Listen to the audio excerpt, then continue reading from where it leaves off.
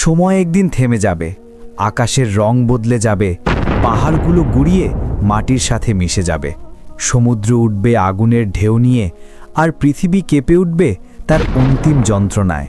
কিন্তু এই ভয়াবহ দিনের আগে ঘটবে এমন কিছু যা মানুষের কল্পনাকেও হার মানাবে, আর সেটা কিয়ামতের আগেই ঘটবে। পৃথিবীতে আসবে এমন এক জাতি যাদের দেখা মানেই ধ্বংস, যাদের আগমন মানেই শেষ সময়ের সূচনা। তারা মানুষ, কিন্তু সাধারণ মানুষ নয়। তারা এমন এক জাতি যাদের হৃদয়ে দয়া নেই, চোখে নেই অনুতাপ, মুখে নেই কোনো হাসি, শুধু আছে ক্ষুধা, রক্ত আর ধ্বংসের তৃষ্ণা। তাদের নাম ইয়াজুজ ও মাজুজ। ইয়াজুজ ও মাজুজ নূহ আলাইহিসসালামের বংশ থেকে আসা এক জাতি। এটি এমন এক ভয়ঙ্কর জাতি যারা হাজার হাজার বছর ধরে পৃথিবীর অন্তরে বন্দী অবস্থায় আছে। তাদের গল্প শুরু হয় বহু প্রাচীন এক যুগে, যখন দুনিয়ায় মানুষ ছড়িয়ে পড়েছিল পূর্ব থেকে পশ্চিমে, পাহাড়, মরুভূমি আর অন্ধকার উপত্যকায়। কিছু স্থানে মানুষ ছিল শান্তিতে, আবার কিছু স্থানে ছিল এমন জাতি যারা দুনিয়াকে ধ্বংসের দিকে নিয়ে যাচ্ছিল। সে সময় মানবজাতি ভয়াবহ যন্ত্রণার মধ্যে দিন কাটাচ্ছিল। পূর্ব দিকের এক অজানা প্রান্ত থেকে বারবার নেমে আসত এক অমানসিক জাতি। তারা ছিল মানুষের মতো, কিন্তু পুরোপুরি মানুষের মতো নয়। তাদের মুখ ছিল চ্যাপ্টা, চোখ ছোট, নাক নিচু, দাঁত বেরিয়ে থাকা, আর আচরণ হিংস্র জন্তুর মতো। তাদের দল নামলে শহর ধ্বংসে পরিণত হতো। শিশুর কান্না আর মানুষের চিৎকারে আকাশ কেঁপে উঠত। লোকেরা বলতো, এরা যেন দুনিয়ার সবচেয়ে অভিশপ্ত প্রাণী। তারা মাঠের ফসল খেত, নদীর পানি পান করে শেষ করে ফেলত, গ্রাম ধ্বংস করে এগিয়ে যেত, সেখানে মৃত্যু ছাড়া আর কিছুই থাকত না। পৃথিবীর মানুষ তখন হতাশ হয়ে পড়েছিল। কারো শক্তি ছিল না তাদের থামানোর। তাদের সংখ্যা ছিল কোটি কোটি, আর নিষ্ঠুরতাই ছিল সীমাহীন। কিন্তু কেউ জানে না, ঠিক সেই সময়ে আল্লাহ তাআলা একজন নেক ও শক্তিশালী বাদশা পাঠালেন, যিনি পৃথিবীর রাজ্য শাসন করতেন ন্যায় ও ঈমানের ভিত্তিতে। তার নাম ছিল যুলকারনাইন আলাইহি ওয়াসাল্লাম। তিনি পৃথিবীর পূর্ব পশ্চিম ঘুরে মানুষকে ন্যায়ের পথে আহ্বান করতেন। একদিন যখন তিনি পূর্বের প্রান্তের দিকে পৌঁছালেন, সেখানে তিনি দেখলেন পাহাড় ঘেরা এক জাতি, যাদের ভাষা অন্য কেউ বোঝে না। তারা কষ্টে ইশারা করে বলল, হে যুলকারনাইন, ইয়াজুজ ও মাজুজ আমাদের ঘরবাড়ি ধ্বংস করে দেয়, আমাদের সন্তানদের হত্যা করে, ফসল খেয়ে ফেলে। তুমি কি আমাদের জন্য তাদের আর আমাদের মাঝখানে একটি প্রাচীর নির্মাণ করে দিতে পারবে? যুলকারনাইন বুঝলেন, এ সমস্যা শুধু তাদের নয়, এটা সমগ্র মানবজাতির জন্য এক বিপর্যয়। তিনি বললেন, আমার প্রভু আমাকে যে ক্ষমতা দিয়েছেন তা যথেষ্ট। তোমরা শ্রম দাও, আমি তোমাদের সঙ্গে মিলে একটি শক্ত প্রাচীর নির্মাণ করব। এরপর শুরু হলো এক মহাকাব্যিক কাজ। দুটি বিশাল পাহাড়ের মাঝখানে গলিত লোহা ও তামা ঢেলে বানানো হলো এক অটল দেয়াল। তার উচ্চতা ছিল এতটাই যে আকাশের দিকে তাকালে মাথা ঘুরে যেত। যুলকারনাইন বললেন, এই প্রাচীর আল্লাহর রহমতে তোমাদের সুরক্ষা দেবে, কিন্তু যখন আল্লাহর নির্ধারিত সময় আসবে তখন এই প্রাচীরও ভেঙে পড়বে। তারপর থেকে সেই জাতি ইয়াজুজ ও মাজুজ অন্ধকার পৃথিবীর নিচে বন্দী হয়ে রইল। তাদের চিৎকার, গর্জন আর আঘাতের শব্দ শোনা যায় পাহাড়ের বুকের নিচে। হাজার হাজার বছর ধরে প্রতিদিন সকালে তারা সেই প্রাচীরটি ভাঙার জন্য কঠোর পরিশ্রম করে। দিন শেষে যখন তারা ক্লান্ত হয়ে যায়, দেয়ালটা প্রায় ভেঙে ফেলার মতো পাতলা হয়ে যায়, তখন তাদের নেতা বলেন, আজকের মতো থামো, বাকি কাজটা আমরা আগামীকাল এসে শেষ করব। কিন্তু পরের দিন ফিরে এসে দেখে দেয়ালটা আবার ঠিক আগের মতোই হয়ে গেছে। তখন তারা আবার দেয়ালটা ভাঙার জন্য লেগে যায়। এইভাবেই চলছে দিনের পর দিন, বছরের পর বছর, কিন্তু দেয়ালটা ভেঙে তারা বাইরে আসতে পারে না। হাজার বছর কেটে গেছে, তাদের সংখ্যা বেড়েই চলেছে। তারা এখনও বন্দী, কিন্তু সেই অন্ধকারে তারা ফিসফিস করে, বলে, একদিন আমরা মুক্ত হব, একদিন এই পৃথিবী আবার আমাদের হবে।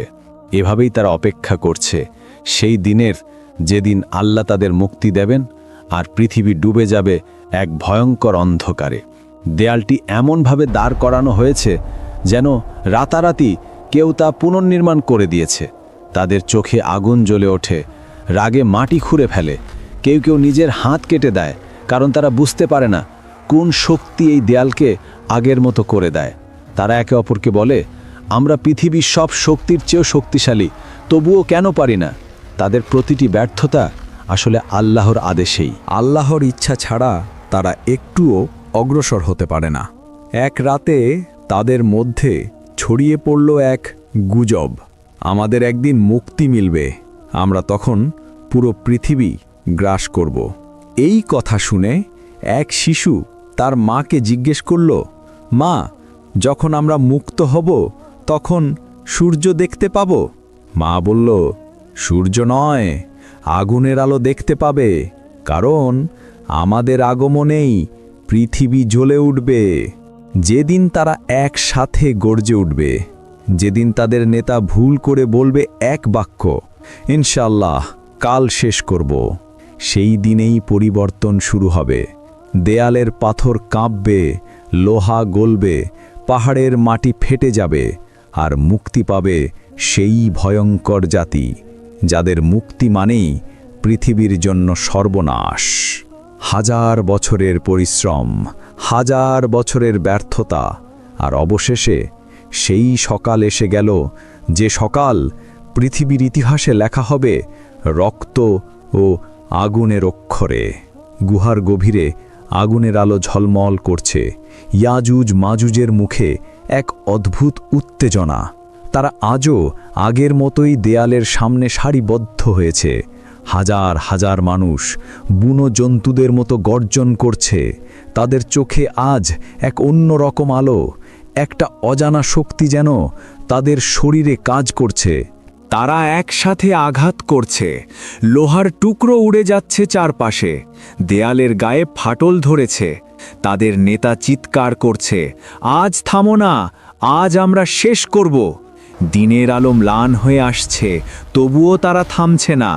রক্তে ভেজা হাত দিয়ে, দাঁত দিয়ে, নখ দিয়ে তারা দেয়াল ঘষে যাচ্ছে। একটা মুহূর্তে দেয়াল এমনভাবে কেঁপে উঠল যেন পাহাড়ের নিচে অগ্নিয়গিরি জেগে উঠেছে।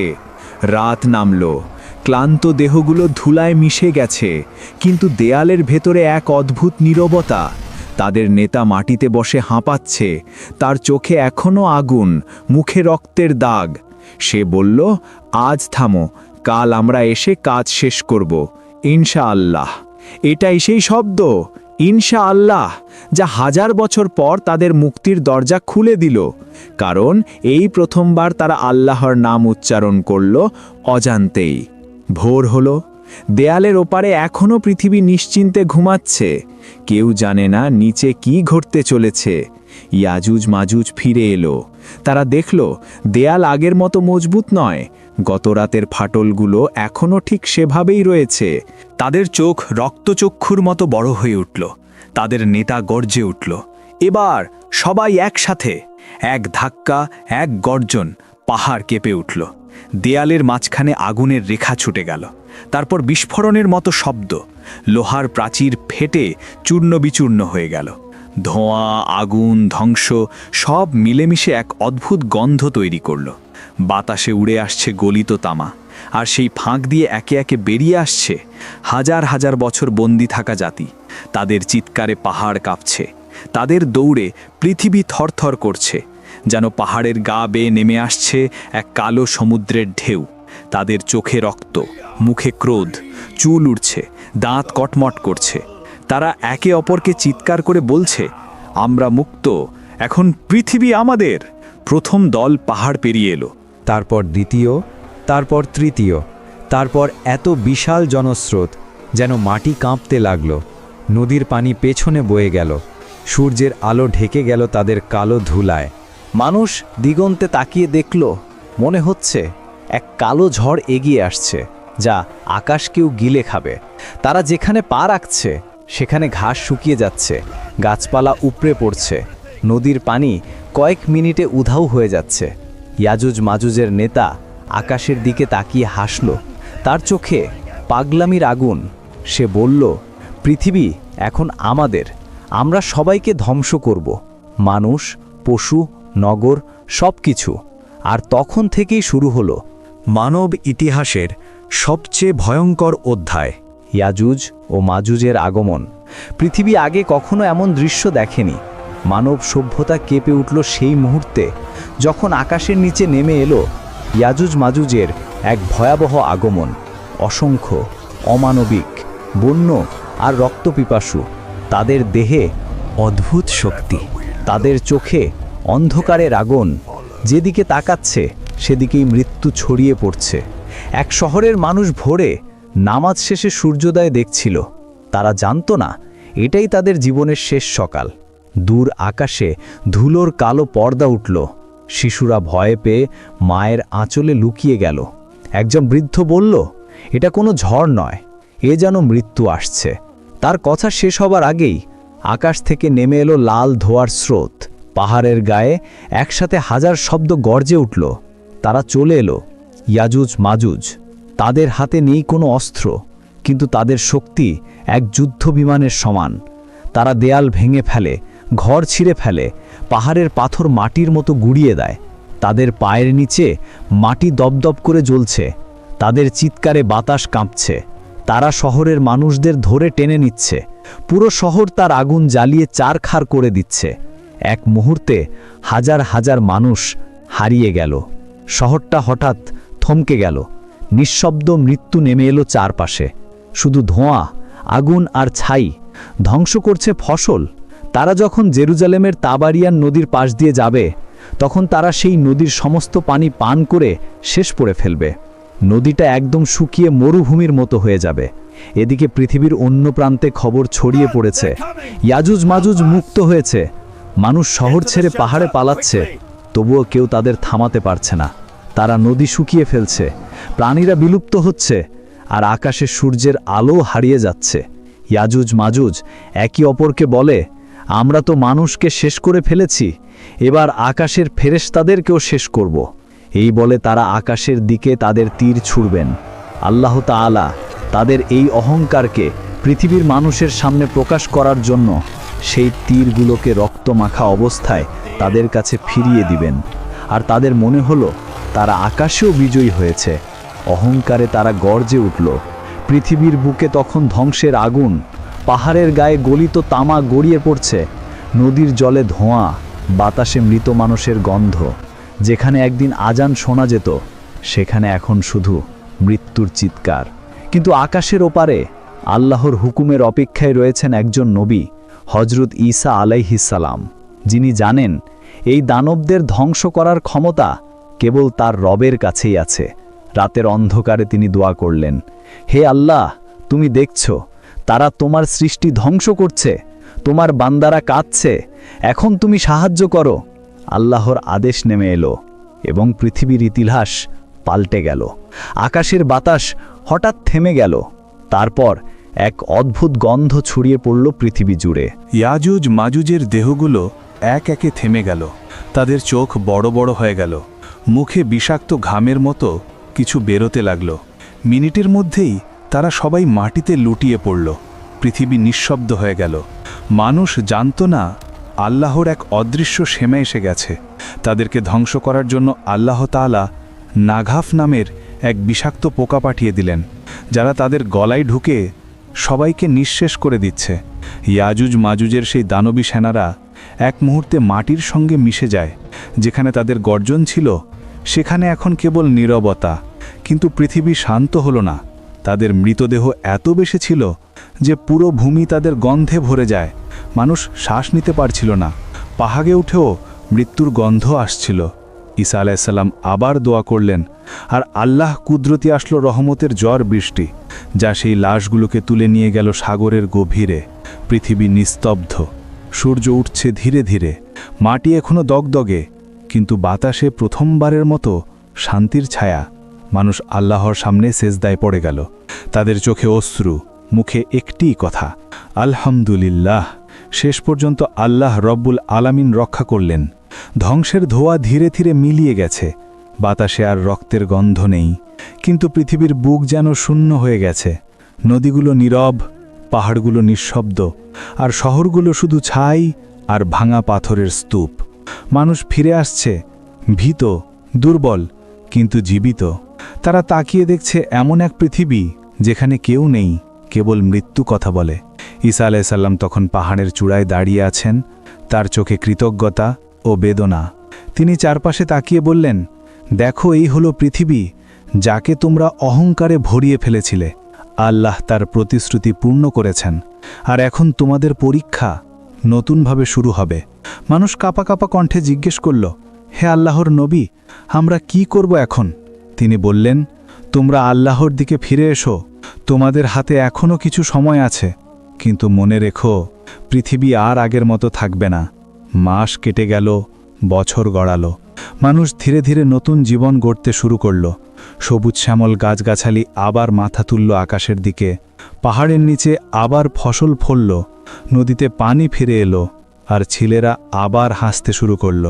কিন্তু এই শান্তির আড়ালে পৃথিবীর গভীরে কিছু একটা নড়ছিল। মৃত ইয়াজুজ মাজুজের দেহ যেখানে পুড়েছিল, সেখানকার মাটি কালো হয়ে গেছে। কেউ কাছে যেতে পারত না। একটা অদ্ভুত গন্ধ, একটা অচেনা শব্দ।